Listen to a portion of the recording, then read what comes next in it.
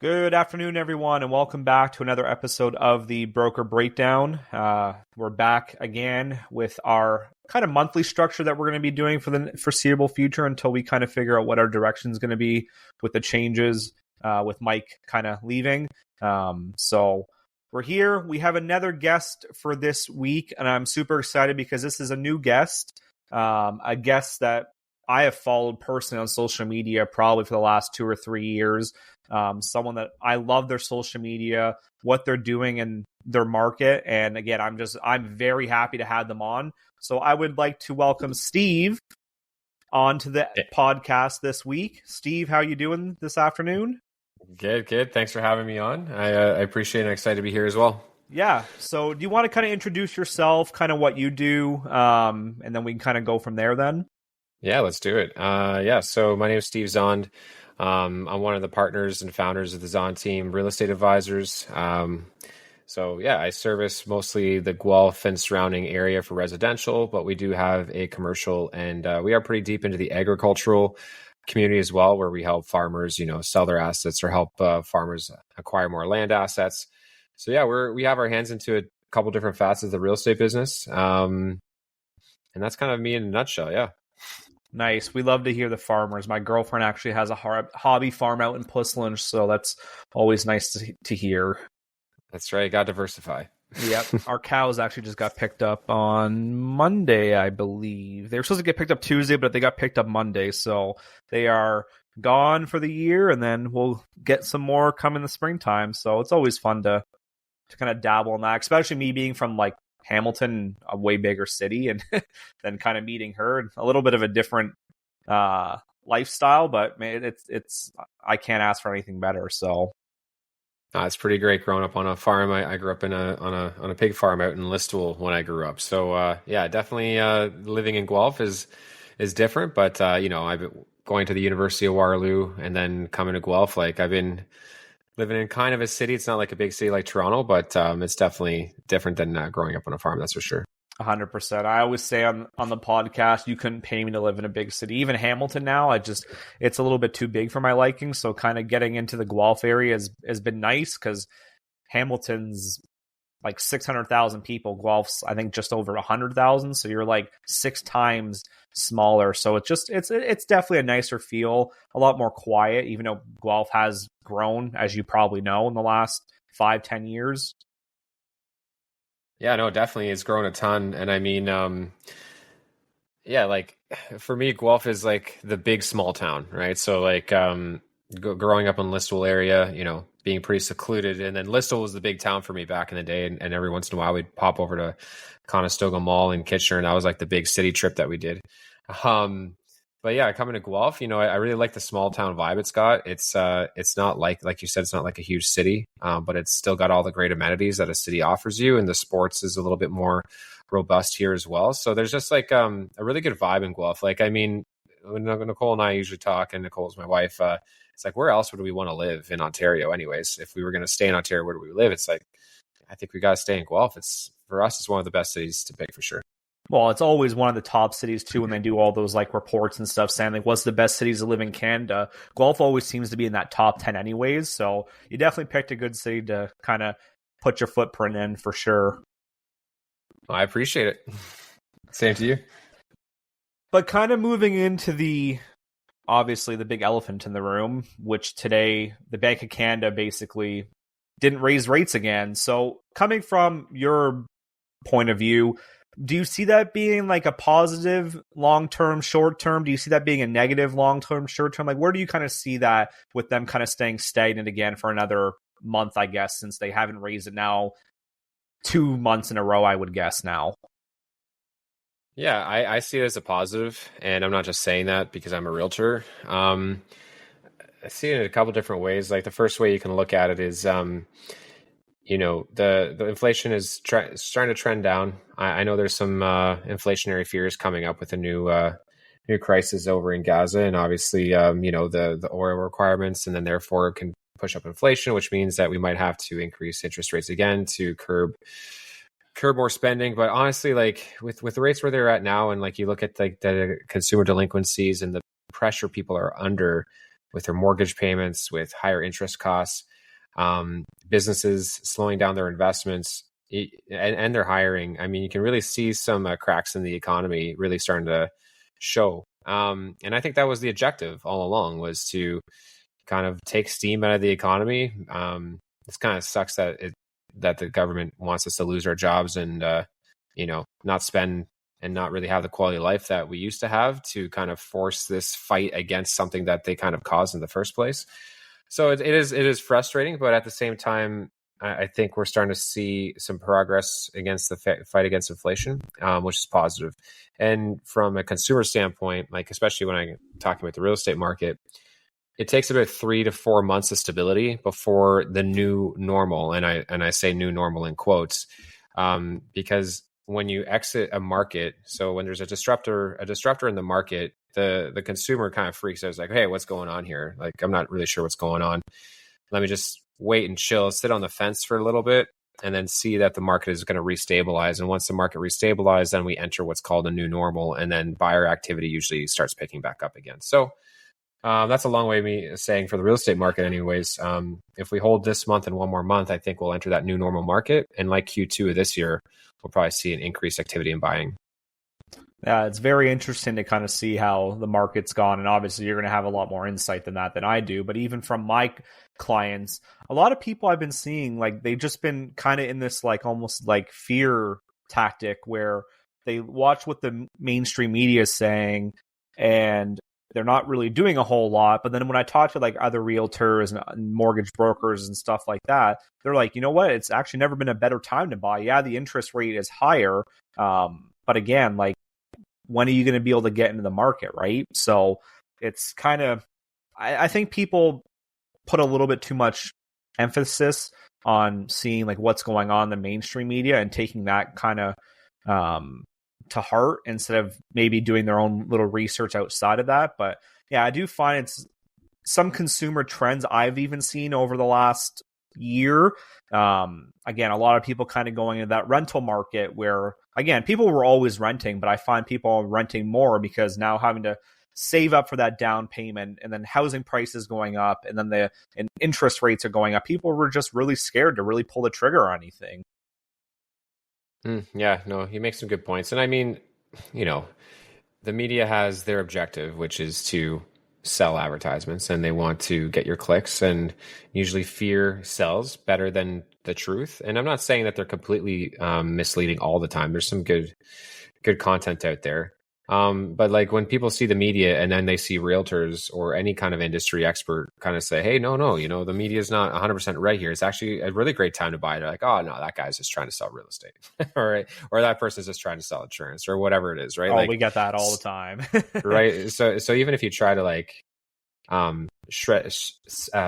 shed light onto the actual facts, you could potentially be seen as someone that's just trying to push their agenda versus educating the market. Where I feel like people trust the big media way too much in terms of just like, oh, they do have an objective as well. They're trying to sell your advertisements. But that being said, like I'm not going to tell customers if it is the right or wrong time to buy because everyone's scenario is more unique to themselves. So I always like to kind of take a look at the customized approach.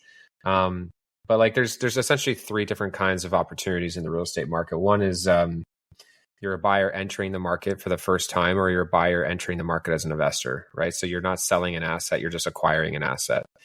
And the second type of customer is someone that's looking to transition within the market. So they're upgrading in the market or downsizing in the market. So the person that's most heavily affected by the trends that are currently happening right now are the first 2 people that I was talking about, people that are entering the market the first time and people that are looking to get into investment and adding an asset to their portfolio.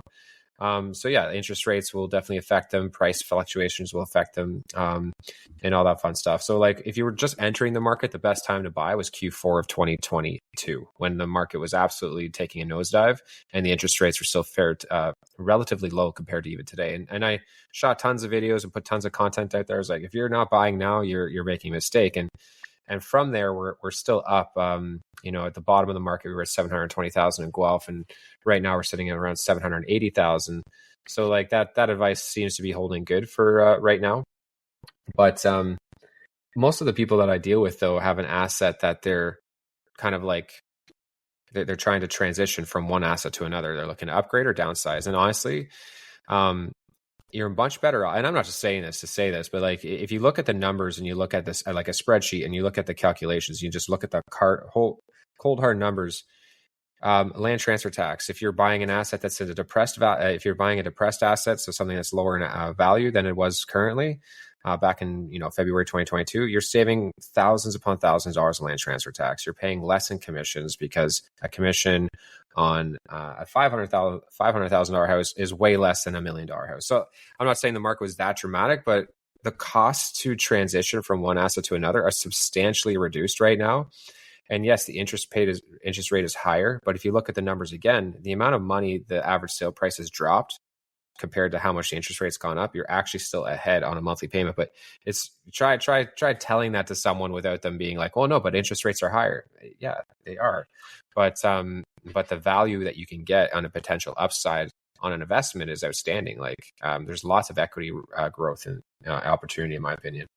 Yeah, and like I said right from the start, like I think your social media is one of the best social medias I've seen out there for just giving straight knowledge to people. Like every time you post something, I'm always there like watching it, liking it, because again, I think it gives a lot of value to people that again, people don't really do their research a whole lot, right? Like and most clients, like I said, they just look at what the mainstream media is saying. They're not looking what actual an expert is telling them or advising them to do, right? So again, I'll definitely post your links in our kind of description as well so people can check that more out. But I definitely always recommend for people to, even if it's not Steve or if it's not myself, it's always good to check with your whoever you trust with your professional opinions and advice. I always beg people to go and to ask them questions, because no question's really silly right now. We're just in this time where, again, there's a lot of uncertainty going around. So why don't you just ask someone that's, again, licensed to do what you're really asking, regardless if it's a mortgage broker, a realtor, an insurance broker, a car salesperson. Again, they're going to have more knowledge than probably majority of the public is going to. So just ask the questions. Yeah, absolutely. I think people are fearful of creating game plans, or they're just hesitant. But like, I think there's a great opportunity for, if you need to cover your assets, like why are you not talking to someone like yourself, where it's like you're sitting down, you're just asking the questions, and like, because I know you and how you approach people. You're not a salesperson, you're a consultant, right? You help people, guide them, and you make sure that you're guiding them to the best objective for what they need, not what you want to sell them, right? And we're pretty much the exact same way. When we sit down with a customer, it's more like, hey, let's just find out what your goals are. Let's see if we can create a game plan. And let's make sure that if it makes sense for you to move forward, we move forward. And if it doesn't make sense for you, we don't. Like, so it's just interesting that sometimes people aren't willing to make a game plan. And then instead what they do is they just rush to their own decisions. Like they kind of like make uninformed decisions, and then they kind of regret it later because they made mistakes. I've seen it so many times where it's like, no, we don't want to meet, because they think that we're going to pull some voodoo magic on them and convince them that, we're going to like sell them on the spot or something. It's like, I don't have that power. I honestly don't. But then you see them like stumbling through like their plans, and then you're like, oh man, if we would have just sat together for 15 minutes, I could have helped you avoid all that pain that you just went through. It's funny. I find that interesting, like the psychology of people. I know we're totally off topic about like the Bank of Canada and the rates, but just like thinking psychology of people, and like the fear of like, being sold versus being allowed to be guided, I guess. Yeah, I always say to every client I talk to, I'm not a salesperson, I'm an educator. And actually, it was funny, when I first got into the business, I actually had an older gentleman, a client, actually, he gave me the nickname, the insurance professor. So it's always been funny. I've kind of used that with a few clients as well. But I do honestly like feel that way. Like I don't feel like I sell people, because at the end of the day, if I educate someone and they come out of a conversation with a lot more knowledge than they went into it, I've done my job. I've done thousands and thousands of transactions for clients. And there's been times where I've literally sat down with clients and I said, you know what? I would love your business, but at the end of the day, I don't think it's financially positive to be doing this. And people are like, look at me and they're like, what, like, so you don't want to take my money? I'm like, I would love to, but at the end of the day, I don't think it's smart for you to do this personally. And then they're like, well, I've never actually had anyone say that. And I'm like, well, again, I want you as a client, but does this like, let's look at the numbers. And again, like I'm not the guy selling you a mortgage. I'm not one. And a lot of times it's the car side of things where I'm like, the finance just does not make sense in this car. And they're like, well, you really don't want me to buy this car. I'm like, I don't want you not to buy the car, but I'm like, just look at these cold, hard numbers. Does this really make sense over the next 5-7 years? So again, I'm just very honest with people. And again, like if I lose business because of that, hey, you know what? I can sleep well at night knowing that, again, like I did my job to help someone, where other people would just be, yeah, I'll take that $5,000 policy. And then again, it puts someone in a bad spot 6 months from now. And then they're like, wow, I really shouldn't have done that. Yeah, no, I hear you. And I mean, I'm sure just like my industry, your industry is probably filled with people that, don't follow that approach. And maybe that's why a lot of people have their guard up as well, right? So I guess that's why a part of our marketing strategy, and like yours is too, is to make sure that people see behind the curtain a little bit and see what they get involved in before they get involved in it, right? So that's why, it's really important for, you to be super transparent all the time and make sure you make people feel comfortable and see your authentic self. That's why I really don't, being authentic is, I think, a rarity these days. And I think when you are authentic, like people will see that and the trust goes up, which is important, because that's what it's all about. If you don't have trust in a relationship, especially a business one, it's not going to go very far. Yeah. And I say that to all my clients. I'm not everyone's cup of tea. Again, I'm very, I don't like to sugarcoat things. And again, some clients like that and other clients don't. And I say, you know what? It's no hard feelings. But again, I'm not going to sit there and tell you, oh, the market's never been better. Insurance restrictions have never been softer. No, they are actually probably the hardest they've ever been. And again, if anyone tells you it's a free market for insurance, they're probably lying to you. Well, they are lying to you, because again, what you see, again, from the mainstream media, where insurance in Ontario should be restriction free, a lot of it is not restriction free. And a lot of people don't really realize that. But again, like I kind of just tell people, listen, yes, you can do this, but again, there's this rule and this rule and this rule that basically says you also can't do it. But like I said, I'm not everyone's cup of tea. And again, like I said, I don't personally, I don't take that personally from anyone. Some people want to work with people that are going to give them the sugar-coated version of things and go, you know what, like in 2 months, this is going to get so much better. And it's like, no, it's not though. Like we've seen the trends, we've seen the patterns. Like I'm on basically every insurance magazine and website you can possibly find information on, and I'm reading up on all this stuff. And again, all the trends are showing that we're going into a 2024. And again, from an insurance standpoint, the terminology we use is a hard market. So companies are restricting rules and making it harder to place business with them. That's really not going away into 2024. So again, I think that authenticity is super important. I definitely show it because, like I said, I'm not everyone's cup of tea. And I think people need to do that more often, because the sugarcoating and like just, I don't want to say lying, but kind of being someone that you're really not, just to kind of make someone happy. At the end of the day, like your skin is going to shed like a snake, right?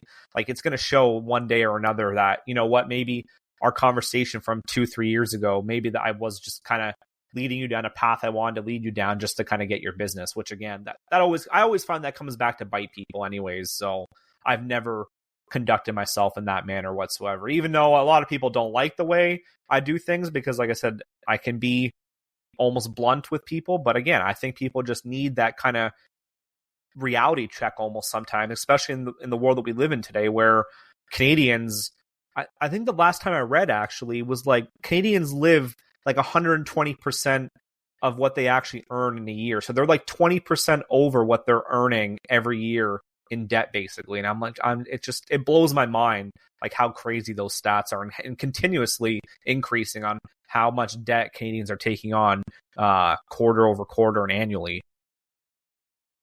Yeah. And when you look at something like that, what do you think is going to be the what do you think is going to happen with that? Obviously, that's not sustainable, right? No, it can't be. People cannot at a like just a base minimum wage salary be buying 500, 750,000 $1 million homes. It's just not. It just doesn't make sense. From where we were before, again, I'm not a financial guy, but again, I do a lot of research. I do a lot of market kind of studies and stuff because, again, I like to know this kind of stuff. But before, when interest rates were like so low and they were basically just giving money away to people, that's not okay either, right? Because now we're in this situation where you gave money away for 10 years, basically at like 0% interest. And then we get to this crisis and we just fall off the plateau.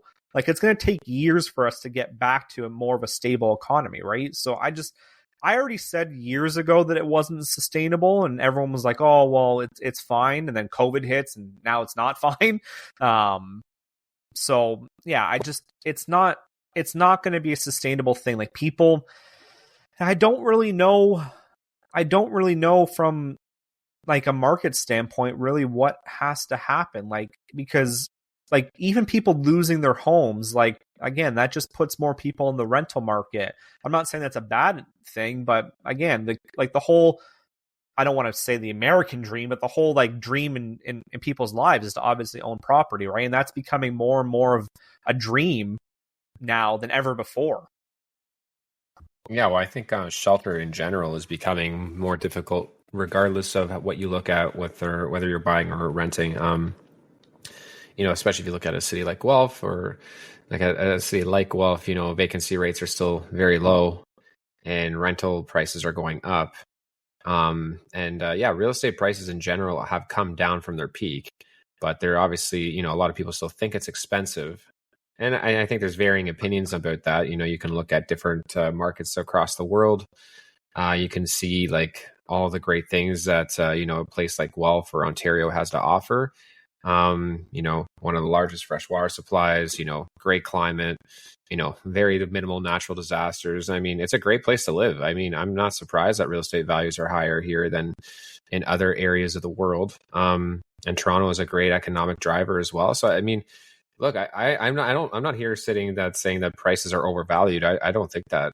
I think prices are kind of come down from 2022 February highs, which were unsustainable. The amount of growth that we've had in the market was unsustainable.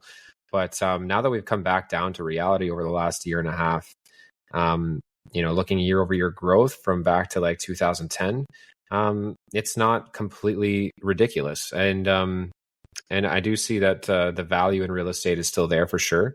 And as the government, doesn't build more houses or creates more restrictions to build houses, even though they say they're trying to create more inventory, but it's still, housing starts are down. Like they're saying they're going to build more houses, and we're building almost 20% less homes this year than we did in the last couple of years. So it's again, if there's no houses to rent or buy, and if now people can't afford to buy, now they have to rent. What's that going to do to the rental market? Well, it's the same thing that happens in any supply and demand scenario. Rental prices are going to be driven up. And if, interest rates drop and people want to now start buying, well, there's not enough houses to buy. So now they're going to flip from renting to buying. And now that market's going to go nuts as well. Like, I think to get back to like the, 3 to 5% year over year growth, over and above what inflation usually is what real estate is always really good to, was what it was known for. We just need to get more houses into the market. We need to get more supply to the market so people have more choices to rent, more choices to buy. And what's going to happen if interest rates drop? Well, everyone's going to rush to buy, and it's going to be right back into like the 2022 scenario where everyone's in multiple bids and everyone's blowing each other away. And that's not a healthy market. That's not even a fun market to be in for a buyer, seller, or a real estate agent. Balanced markets are a lot more stable for everybody. So yeah, I think I don't know what point I'm trying to make here. I guess what I'm just trying to say in general, I don't feel like real estate prices have to drop a lot more to be quote unquote fair value. I honestly think with the interest rates where they're at right now, with the amount of prices have dropped, Q4 was, in my opinion, the best time to buy last year. And now, right now, it does seem like, one of the really better opportunities to buy if you're looking to buy the dip, quote unquote buying the dip. It's here. The dip is here. So if you're not buying now, you're going to be kicking yourself when, the government fails to build more houses and interest rates drop, and then there's a buying frenzy again, and you're like, oh man, now I missed out on this one too. Should have maybe acquired that asset when you could have, right? So something I want to piggyback off what you said is obviously we're not building enough houses, and we kind of saw that with the whole Greenbelt disaster that has been in the news in Ontario probably for the last 6 months, and how that's kind of gone over with politics and whatnot. I saw a thing actually yesterday, which was funny, that so they showed a map basically, and they showed a map of all like the built up area in Southern Ontario. So they basically had from like Ajax all the way down to like Niagara, and then out to basically like Kitchener. So Guelph was included, Milton, all that kind of area. Right. So they had basically gray was all the built up area. So you had Toronto basically all the way down Mississauga. Hamilton was all gray basically. And then you had that little broke up area from Hamilton to Niagara. And then you had the Milton that was built up, and you had Guelph and Kitchener that was built up. Then they had white, and white was basically what they considered like farmland or forest land.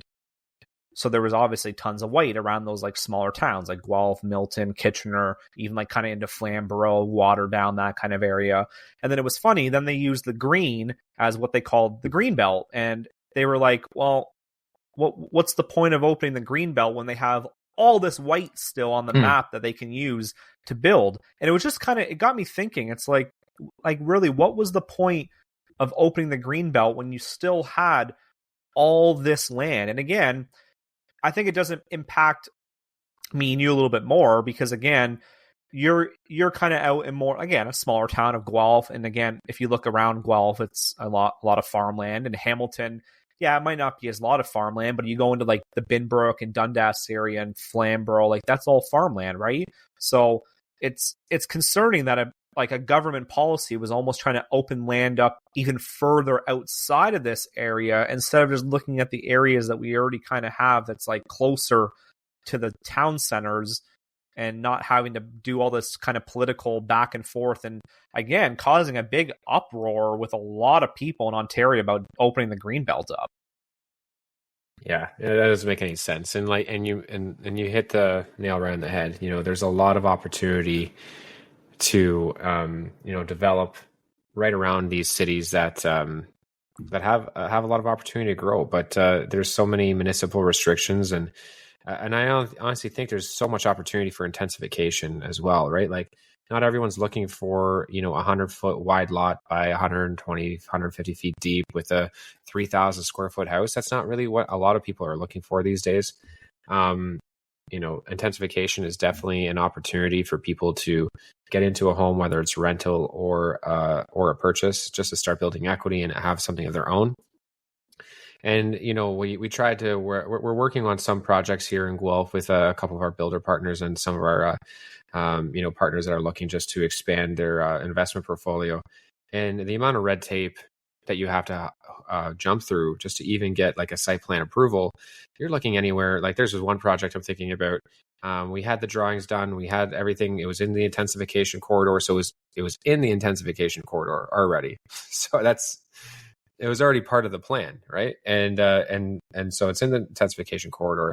The land assembly was more than enough land to build something. We got a planner to develop all these drawings of what could be built there, with a required parking and green space and all the requirements that the city requires us to do. And then once we submitted everything, it's like it was almost 2 years before you really even got anywhere. So how on earth are we going to build enough inventory when it takes over 2 years to bring a project, just a site plan approval, when it's already in a corridor that's been deemed to be intensified by the city? So it's just super frustrating. And not to be political, I don't really care which side you vote for, but they're making some really good points about, like, we are one of the slowest countries in the world to issue building permits. So if we have an inventory supply crunch and we can't issue building permits, and the municipalities throw up all this red tape, how on earth are we ever going to get there? That's what I don't know. Yeah, and again, you come up with some great points, and there's 2 points that I really wanted to make. Because you said like people are building these 3,000 square foot homes, and it's funny because again, I'm not from Guelph, but again, with my girlfriend being there and her family obviously being in the Wellington County, like Aaron and stuff, it's so funny driving through these little towns and stuff, and people are building these like 5,000 square foot mansions, and I'm like, is this really the overall like solution to our housing crisis? Like you're building a 5,000, 6,000 square foot mansion when you could probably split that lot up and probably put two or three more homes on it, but instead you're building these monstrous homes that again are really not even needed.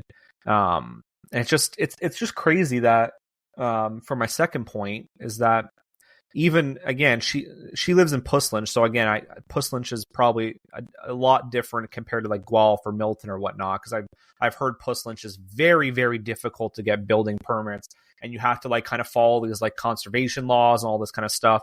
But like especially where on the road that she lives, because it's a very like prestigious road, like people just to get like permits for that road, it's like over a year. Then to clear the land and then to put the house on, like you're looking like a 2 or 3 year project just to build a regular home in Puslinch. And I'm just like, there's got to be a better way to do this. Like we're all sitting here saying there's not enough homes.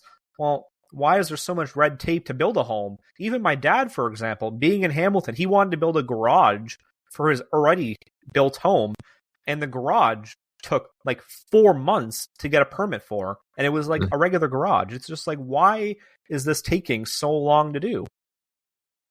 Yeah, that's I guess a question that might be answered by someone that's involved in that area. Obviously, there's solutions that are being presented out there, but yeah, for right now, like short term, medium term, even unless something drastically changes policy wise, yeah, we're not going to be building a ton of houses anytime soon. Like there's projects that are coming up here and there, but yeah, to have meaningful stability in the housing market or rental market, we need to increase our inventory, and I don't see that happening for the next couple of years. So this is what I'm trying to say, right? I mean, if inventory is not going to increase at a meaningful rate, and let's say second half 2024, even Q3 2024, interest rates start coming down, what do you think is going to happen to prices? It's like, that's why I mean, if I'm looking at buying an asset right now, I'm looking at buying an asset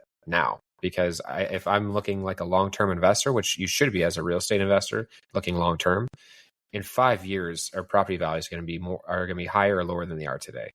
And historically, looking at the real estate market, even in the Guelph or surrounding area or for Ontario, it's only gone one direction, like forever, since the beginning of time, and that's up, right? So, yeah, so like I see these opportunities as like, well, if the average sale price in Guelph was $1 million at the height of the market, which maybe was irrational, but now that's put a new ceiling on the market. And if I can get a house around average sale price around $700K, that's $300,000 in equity opportunity that I have to grow into over the next 5 years, and that's pretty good in my opinion.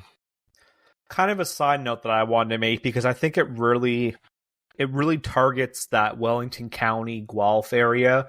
Again, you being from that area and me dabbling in that area a little bit. Do you think infrastructure is a big issue that's going to cause maybe growth in the real estate market? Because let's just take Guelph, for example. I drive up Highway 6 every single week, and it is beyond ridiculous that I get into Morriston and it's a single lane highway off of one of the biggest highways in Canada, and it's a single lane highway. And then I know they're kind of working on this, but the Hanlon, like they're just doing that big extension, like right when you get off the highway there, as you come up, like again, Highway 6 or Hanlon or whatever you want to call it. But like, how is this so far behind where like the Highway 6, at least in Morriston, like how can you continue building houses and having a 1-lane highway? You think that people are going to be able to like travel around. And on top of that too, if you look even outside of Guelph, look at places like Fergus and Mount Forest. These, like, I drove through there recently, and even Listowel and like Elmira. Like I had a wedding in Listowel in late September, and like we drove through all these small little towns, and every small little town is having these massive subdivisions pop up, and I'm like, well, how can these massive subdivisions want to travel into Guelph when Guelph has like 1-lane highways? Like, do you think that's a huge kind of factor that they need to really like identify a solution for? Because even for me coming from Hamilton, like going through Morriston, I almost avoid it. I want to go like the back roads, because like getting into Morriston, especially during rush hour traffic, like I could be stuck in Morriston. I've been stuck in Morriston for like almost 30 minutes sometimes, because all the people coming off the highway and then coming from Hamilton going up Highway 6 to get on the 401, like it's insane. You know, you're coming from the worst direction, probably. The fact that 6 turns into that single road in Morrison. I mean, again, that's probably a municipality decision. So I mean, again, it's why are we not doing that? I mean, that's, again, you know, it all comes down to the decisions that's being made by the leadership that's been appointed for that municipality, right? So again, I'm not really sure what the answer is there, but yeah, of course, you need to create a better infrastructure and make the Hanlon more of an expressway like you got in KW. I'm not sure if it's because of the green initiatives that they're maybe hoping for trains, because I think the train that was coming from Toronto that was supposed to connect to KW and like come through like the whole development of that train line was supposed to be done by, I think, 2025, and it's 6-7 years delayed again. Like, so I mean, I don't know if they're just holding their breath for like more green infrastructure to be created and trying to avoid building better roads or better road infrastructure. And maybe they're waiting for robo-taxis. Who knows? I don't know what they're waiting for, but we're way behind the eight ball. We're behind the eight ball in so many different ways, and you can just really point to your who's in charge, right? Who makes these decisions? And at the end of the day, if what's happening isn't acceptable, then there's only one thing to do, which is change the people that are making decisions. But then the flip side of that is like, well, there's no really good options to put anyone that are making decisions. So it's tough. I mean, it's I'm sure it's a tough job. I'm not trying to take anything away from the work that people do, but as a whole, people just need to be a lot more collaborative and look at the bottlenecks and see how we can make things better. But that's something that I'm not able to solve. So I don't really know how to even talk about that, to be honest with you. Yeah, it's tough too, because obviously we're talking about a small little town, because I'm pretty sure Morriston falls under Puss Lynch. So again, like you're talking about a small little like town where, again, they probably don't have the funds to be doing all the things they really want to, right? They're going to have to go to the provincial government and the federal government to get funding for these kind of things. So again, I'm not saying this should be like an overnight kind of thing, but like before you start putting because even in Morriston, right off the main road, they put probably another 20 massive homes right there in that little heritage area that they had. And again, like they're starting to, even like if you turn off of Morriston onto 36, I believe, they have a big like subdivision back there. And then even when you go up and you go past it, the Nestle plant, they have like big subdivisions in there too, right? So it's like they're kind of putting in these big homes, but the infrastructure, again, like you get past the Nestle plant and it goes back to a single lane when you go into onto Gordon, just past of this Springfield golf course there. It goes to a single lane again. And it's like, well, how can you expect like the city to grow when a lot of these like main entrances into the town are still single lane roads?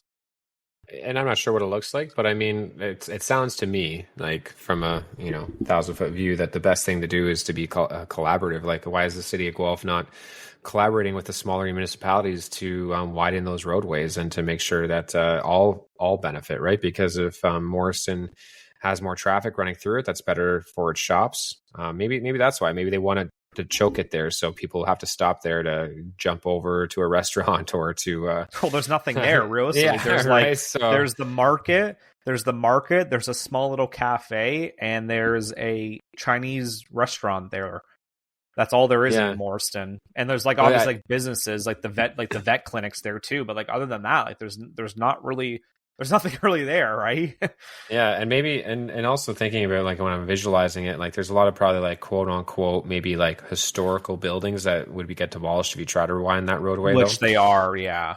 Yeah, That's so the like problem that's is that they're like right on the road because they're Yeah. like they're old farmhouses, right? And they're literally built right on top of the highway. So it's like, again, how do you go about doing this? And it's almost come to the like conclusion where I don't know if you've heard about it, but like how many years have they been talking about this Highway 6 bypass they want to put in, and they just still don't put it in? Say, yeah, they have to do a bypass. Like if they don't do the bypass, then I think they just wait till it's absolutely so bad that, which it already is. Like I definitely avoid going through Morriston during rush hour. I mean, you could literally get stuck at that stop sign for an hour.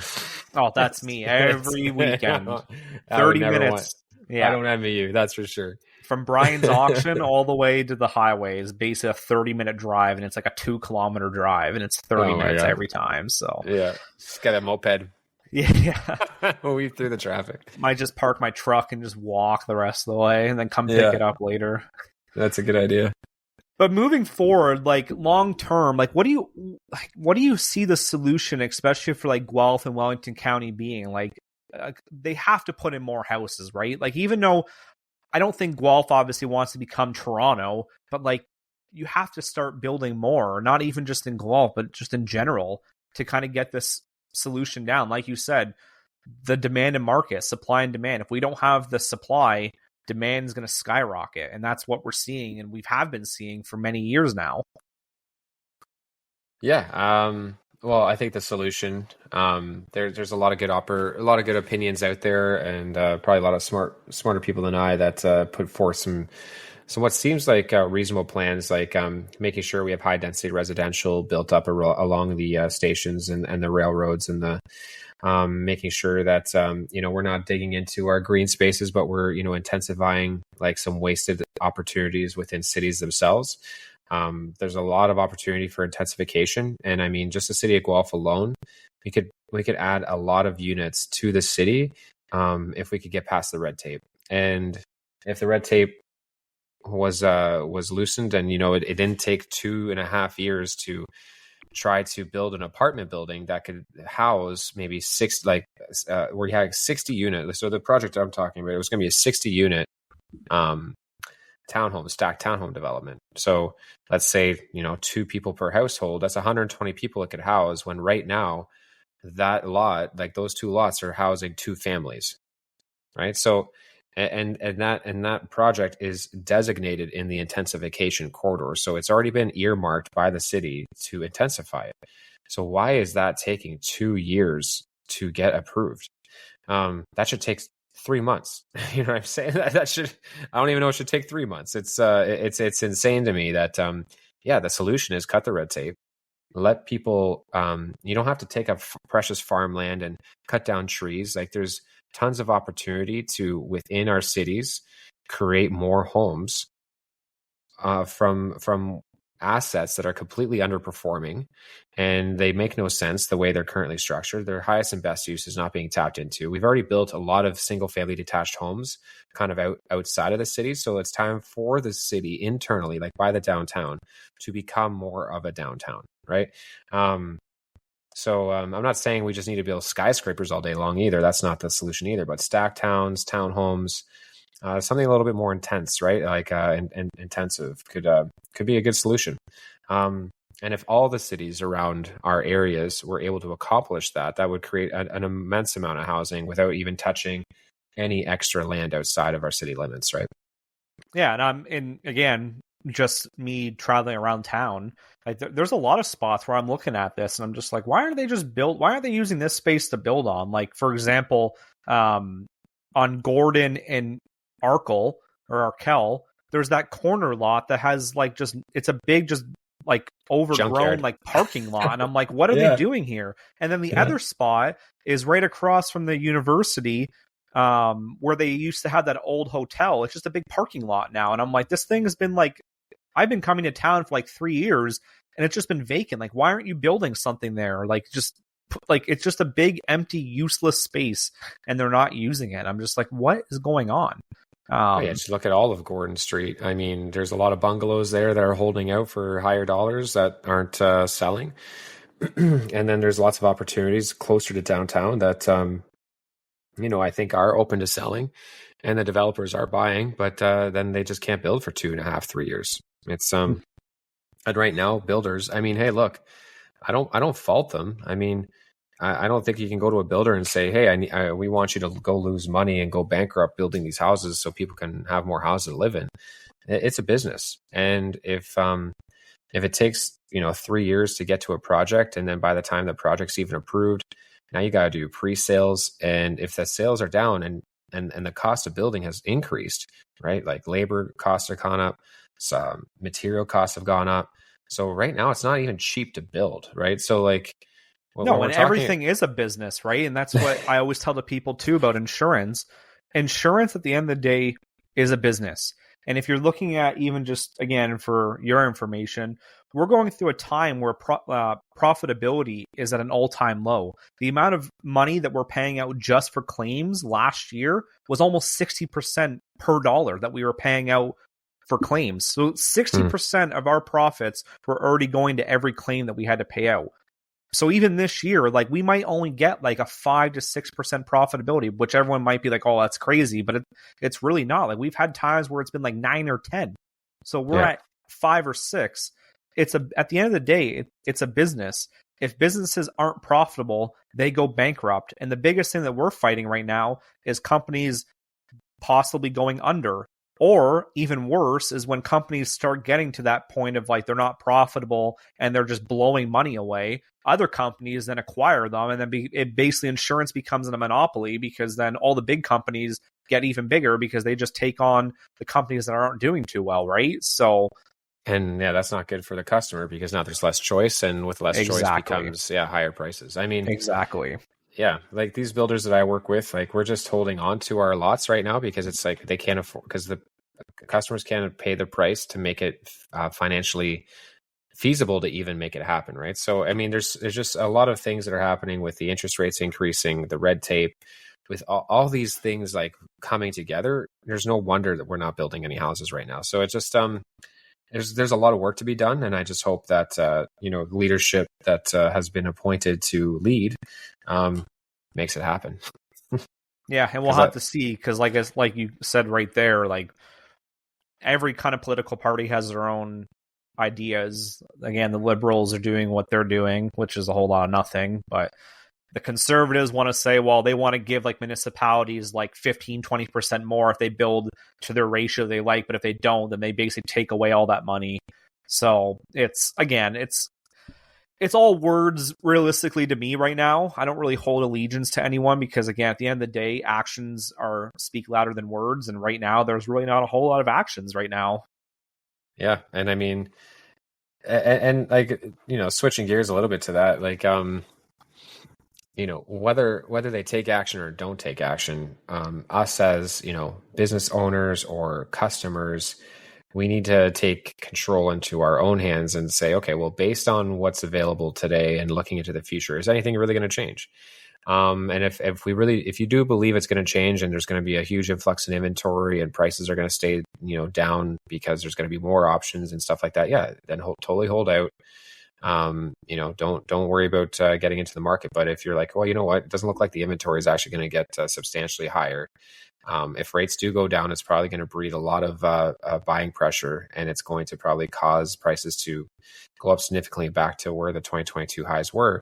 And if you see it that way, then, take power in your own hands and make good decisions for yourself. Like, one thing that I always find really important is to, no matter what happens, macroeconomic wise or with the government or anything, it's like at the end of the day, we have to operate within the space that we can operate in. So it's not like we can have a lot of influence or control over these things.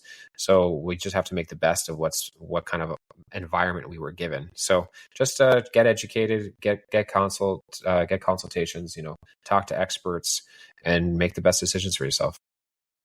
How I always like to kind of end the podcast is I always kind of like to ask all of our guests, I want you to kind of give me what your big takeaway is. And if you want to kind of leave every listener with this really important message, what would your really important message be for this episode?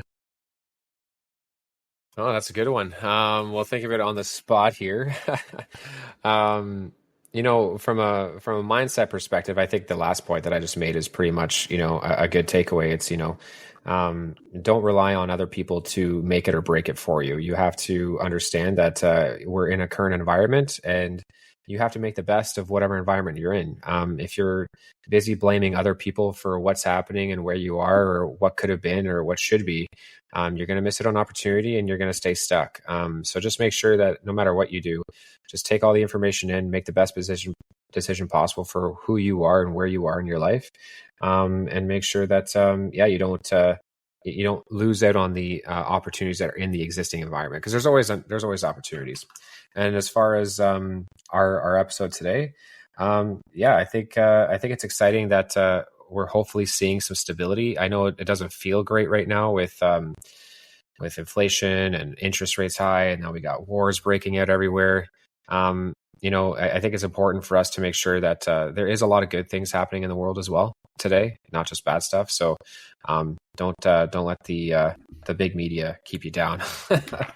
Yeah, how's that? Yeah. That's great, because I'm going to piggyback off that, and I would just say do your research and obviously educate yourself and ask the experts the questions that you want answers to. Right? You just 100%. I find you don't want to just sit on the news channels and just regurgitate all the negative things that are on there. Right? There, like you said, there's positive things going on in the world. You just got to kind of pull back the leaves a little bit and go, oh, there they are, right? Like, it's not just all doom and gloom over here. So just, again, do your research.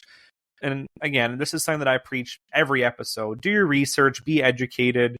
And again, just take everything as a grain of salt. Just learn and learn yourself, because again, I can tell you one opinion. Steve might have a different opinion, right? It doesn't make either of us more right or wrong. It's just that's the opinions we have. And again, everyone's going to have their different opinions. So if you only listen to the opinions of one news station or one political party or one celebrity, you're going to just take on what they're saying because that's the only viewpoint you're getting. So again, 100%. Just educate yourself, ask the questions to the experts. Don't just try to guess.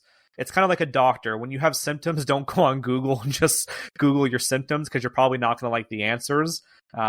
Actually ask someone, and again, they'll give you their viewpoint. And then if you want a second opinion, ask someone else.